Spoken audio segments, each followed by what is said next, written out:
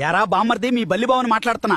నేను మీ మీద పడగానే అరిష్టం, అరటికాయ, దోషం, దొండకాయ అంటూ భయపడే వాళ్ళ కోసం అసలు నిజాలు ఈ రోజు కక్కేస్తాను. చివరి వరకు చూడండి. నేను నా పని నేను చేసుకుంటూ ఏ దోమనో ఏగనో పట్టుకుందామని ట్రై చేస్తుంటాను. ఆ కంగారులో ఎక్కడో నా గ్రిప్ మిస్ అయ్యి కాళ్లు జారి టప్మని మీ నెత్తి మీదో భుజం మీదో పడతాను. కింద పడి నడువిరిగి నేను ఏడుస్తుంటే అయ్యో మూగజీవి అని జాలి పడాల్సింది పోయి నా ముందే బల్లి పంచాంగం తీసి తల మీద పడితే మరణం, భుజం మీద పడితే ధనం అని లెక్కలేస్తారా? ఎగ్జాక్ట్ గా నీ కుడి భుజం మీదే ల్యాండ్ అవడానికి నేనేమన్నా జొమాటో డెలివరీ పోయినాయంట్రా? పిన్ పాయింట్ లొకేషన్ చూసుకుని పట్టడానికి ఏదో నా కాళ్ల గ్రిప్పు తప్పి బొక్కబోర్లా పడతా అంతే. అసలు మీ తాతలు నా మీద అరిష్టం దోషం అనే నింద ఎందుకేశారో తెలుసా? మేము ఎక్కడ పడితే అక్కడ తిరిగి పురుగులు తినటం వల్ల మా ఒంటి మీద సాల్మొనెల్లా అనే డేంజరస్ బ్యాక్టీరియా ఉంటుంది. మేము పైనుండి మీ మీద పడినప్పుడు మా ఒంటి మీద ఉన్న ఆ బ్యాక్టీరియా అంటుకుని దద్దుర్లు రావటం, లేదా ఆ చేతులతోనే ఏమన్నా తింటే ఫుడ్ పాయిజనింగ్ అయ్యే ప్రమాదం ఉంది.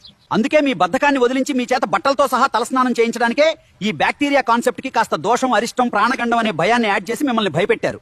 ఈ విషయం మీ తాతలకు ముందే తెలుసు. కానీ బ్యాక్టీరియా ఉంది, స్నానం చేయంటే మీలాంటి బద్దకస్తులు వినరుగా. ఏముందిలే అని జస్ట్ తుడుచుకుని అలాగే వెళ్లి చికెన్ బిర్యానీ మింగేస్తారు. సరే ఉంటా. ఆ ట్యూబ్ లైట్ దగ్గర ఓ పురుగు ఎక్స్ట్రాల్ చేస్తోంది, దాన్ని మింగేసి వస్తా.